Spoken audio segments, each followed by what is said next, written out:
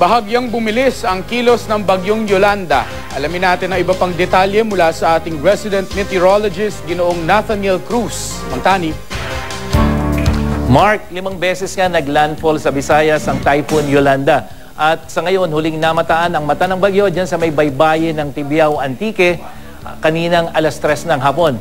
Bahagyang humina ang dala nitong hangin pero umaabot pa rin sa 200 km per hour malapit sa gitna at bugso na hanggang 230 km per hour. Kumikilos pa rin ito ng mabilis pa west-northwest 40 km per hour. Nakataas ang public storm warning signal number 4 ng Pag-asa dyan sa Southern Occidental Mindoro, Southern Oriental Mindoro, Romblon, Calamian Group of Islands dyan sa Masbate, Northern Cebu, kabilang ang Cebu City at Isla ng Bantayan, at dyan sa Northern Negros Occidental, Aklan, Capiz, Antique, Iloilo at Guimaras.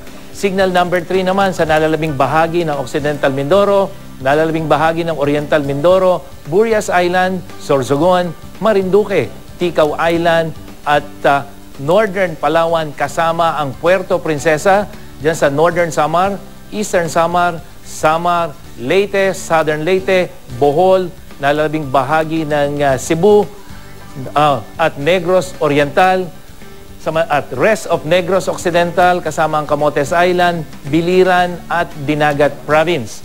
Signal number 2 naman dyan sa Bataan, dito sa Metro Manila, Rizal, Cavite, Laguna, Batangas, Southern Quezon, Camarines Sur, Lubang Island, nalalabing bahagi ng Palawan, probinsya ng Albay, Siquijor, Surigao del Norte, kabilang ang Siargao at Camiguin.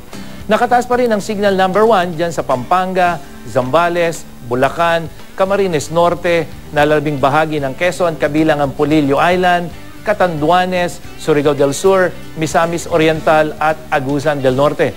Makararanas sa mga naturang lugar na masungit na panahon na may kasamang malakas sa pagbugso ng hangin na maaaring magdulot ng pagbaha at pagguho ng lupa. Kanina madaling araw, unang naglandfall si Yolanda dyan sa Giwan, Eastern Samar at dyan sa Dulag, Tolosa, Leyte naman kaninang alas 7 ng umaga. Sunod itong tumama dyan sa may Bantayan o Daan Bantayan kaninang bago mag alas 10 ng umaga at sa Isla Bantayan naman dyan sa Cebu bago mag alas 11 ng umaga. Tumama rin ang mata ng bagyo dyan sa Concepcion, Iloilo kaninang alas 12 ng tanghali at ayon sa Pag-asa, sunod naman itong tutumbukin kung hindi magbabago ang kanyang direksyon at bilis ang isla ng Busuanga sa may Palawan. At kung hindi pa rin magbabago ang kilos ng bagyo, inaasahang lalabas na rin ito ng PAR bukas ng tanghali, base naman yan sa datos ng Weather Central. Bukas inaasahang patuloy na magiging makulimlim at maulan ang papawirin sa malaking bahagi ng Luzon, pero magiging bahagyang maulap na lamang pagdating ng linggo. At ganyan din ang inaasahan sa malaking bahagi ng Visayas ngayong weekend. Posibleng magpatuloy ang mga pagulan dito sa ibang bahagi ng Central at Eastern Visayas. At sa Mindanao, magiging mas maaliwalas na rin ang papawirin, lalong-lalo pagdating ng araw ng linggo. Pinalalakas din ng bagyong Yolanda ang hanging amihan na siya naman nagdadala ng hanggang 6 na metrong taas ng alon dito sa seaboards ng Northern Luzon at sa Eastern Seaboard ng Central Luzon ayon sa Pag-asa. Kaya pinapayuhan yung mga gumagamit ng maliliit na sakyang pandagat na huwag munang pumalaot o maglayag. At para sa iba pang update, bisitahin ang GMA Weather webpage, Twitter at Facebook page. Mark? Mangtani, gaano kalaki yung magiging epekto ng bagyong Yolanda dito sa Metro Manila at iba pang bahagi ng Luzon? Mark, unang-una dahil hindi naman tayo direktang dadaanan nitong sentro ng bagyo, dito sa rainfall forecast ng Weather Central, makikita natin itong mga kulay dilaw at kulay pula, yan yung mga malalakas na ulan. So yung malalakas na ulan, dito sa dadaanan ng sentro nitong bagyong Yolanda, katulad niya ng Palawan, dito sa may northern part.